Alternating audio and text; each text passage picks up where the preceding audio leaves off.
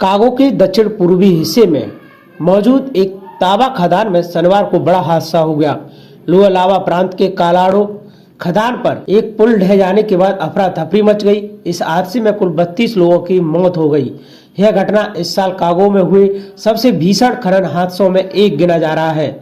सरकारी artisanal mining agency SAEMAPE के मुताबिक हादसे उस समय हुआ जब खदान वाले इलाके में अचानक गोलीबारी की आवाज सुनाई दी। बताया जा रहा है कि सुरक्षा में तैनात सैन्यकर्मियों की ओर से गोलियां चलने की सूचना पर खदान मजदूरों में घबराहट और डर फैल गया और वे तेजी से एक सक्रिय पुल की ओर भागने लगे।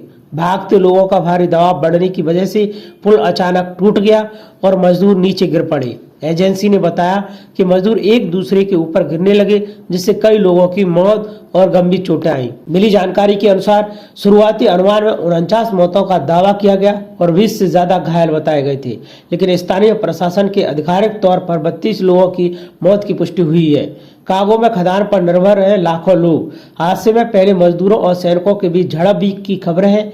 इसी को ध्यान में रखते हुए मानव अधिकार संगठन initiative for the protection of human rights ने सैन्य भूमिका की स्वतंत्र जांच की मांग की है। कागो में आर्टिसनल खनन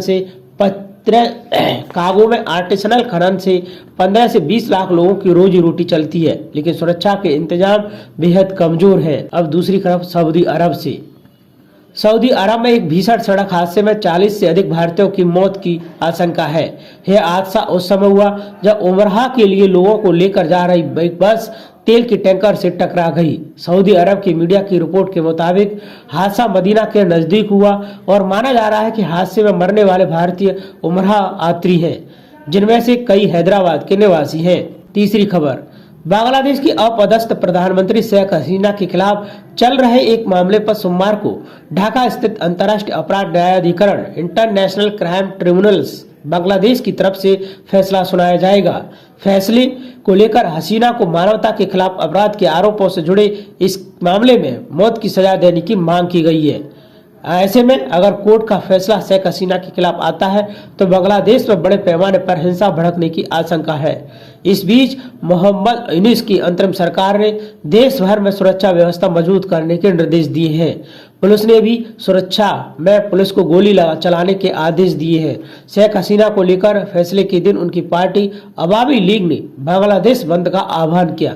पार्टी का दावा है कि उसकी नेता के खिलाफ सभी आरोप राजनीति से प्रेरित है। चौथी खबर, अमेरिका का ट्रंप प्रशासन जल्दी एक नया कानून बनाने जा रहा है, जिसके तहत रूस से व्यापार करने वाले देशों पर कड़े प्रतिबंध लगाए जाएंगे। अमेरिकी राष्ट्रपति डोनाल्ड ट्रंप ने भी इसे समर्थन दे दिया है। रविवार को मीडिया से बात करते हुए राष्ट्रपति ट्रंप ने बताया कि उनकी पार्टी एक विधेयक लाने जा रही है, जिसके तहत रूस से व्यापार करना किसी भी देश के लिए बेहद मुश्किल हो जाएगा। ट्रंप ने कहा, रूस के व्यापारिक साझेदार देश यूक्रेन युद्ध को वित्त पोषित करने के लिए जिम्मेदार है, खासकर रूस से कच्चा तेल और गैस खरीदने वाले देश। ट्रंप ने कहा, रिपब्लिकन पार्टी ऐसा विधेयक लाने जा रही है जिससे रूस से व्यापार करने वाले देशों पर काफी कड़े प्रतिबंधों का प्रावधान है। अमेरिका ने अपने सबसे ताकतवर युद्धपोत को कैरिबियाई जल क्षेत्र में तैनात कर दिया है। अमेरिका जिस तरह से वेनेजुएला की नौकाओं को निशाना बना रहा है और अब उसने युद्धपोत तैनात किया है, उससे अनुमान लगाया जा रहा है कि अमेरिका वेनेजुएला के खिलाफ बड़ी कार्रवाई कर सकता है। हालांकि ट्रंप ने वेनेजुएला के राष्ट्रपति निकोलस मादुरो के साथ बातचीत का विकल्प खुला रखा है। ट्रंप ने कहा, वेनेजुएला बातचीत करना चाहेगा, हालांकि उन्होंने बातचीत के मुद्दे के बारे में विस्तृत जानकारी साझा नहीं की। अमेरिका द्वारा अपना युद्धपोत तैनात करने की घटना ऐसे वक्त में हुई है जब ट्रंप प्रशासन के हाल ही के महीनों में कैरिबियाई जल क्षेत्र में वेनेजुएला की कई नौकाओं को निशाना बनाया गया। ट्रंप प्रशासन का आरोप है इन नौकाओं के जरिए अमेरिका में ड्रग्स की तस्करी की जा रही है।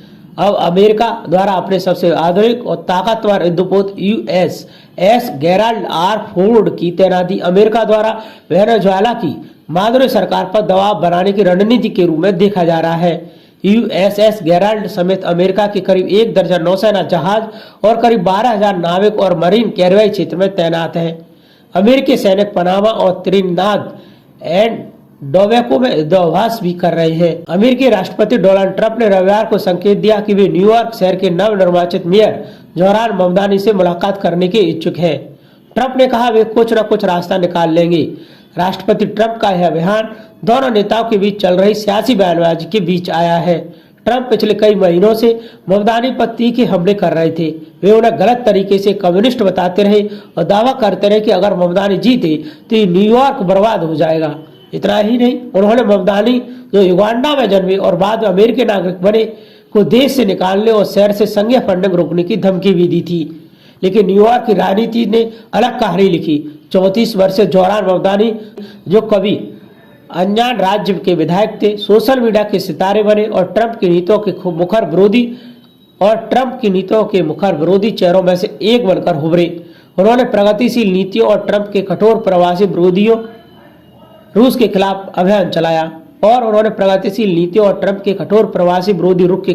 चलाया मेयर चुनाव में उन्होंने पूर्व राज्यपाल एंड्रयू कुओमो को करीब 9% अंकों से हराकर बड़ी जीत हासिल की। अपनी जीत के भाषण में जोरान ममदानी ने कहा था, न्यूयॉर्क देश को दिखाएगा कि ट्रंप की नीतियों का मुकाबला कैसे किया जाता है। लेकिन अगले ही दिन उन्होंने यह भी कहा वे शहर के हित के लिए किसी से भी काम करने को तैयार है, चाहे वह राष्ट्रपति ही क्यों न हो। जोरान ममदानी की टीम ने रविवार को ट्रंप की टिप्पणी पर सीधा जवाब नहीं दिया, लेकिन यह दोहराया कि नवनिर्वाचित मेयर पहले ही संकेत दे चुके हैं कि व्हाइट हाउस से संपर्क करेंगे, क्योंकि यह संबंध शहर की सफलता के लिए बेहद महत्वपूर्ण होगा। ट्रंप ने भी रविवार को इसी सोच को आगे बढ़ाया। उन्होंने कहा, न्यूयॉर्क के मेयर हमसे मिलना चाहते हैं, हम कुछ ना कुछ कर लेंगे।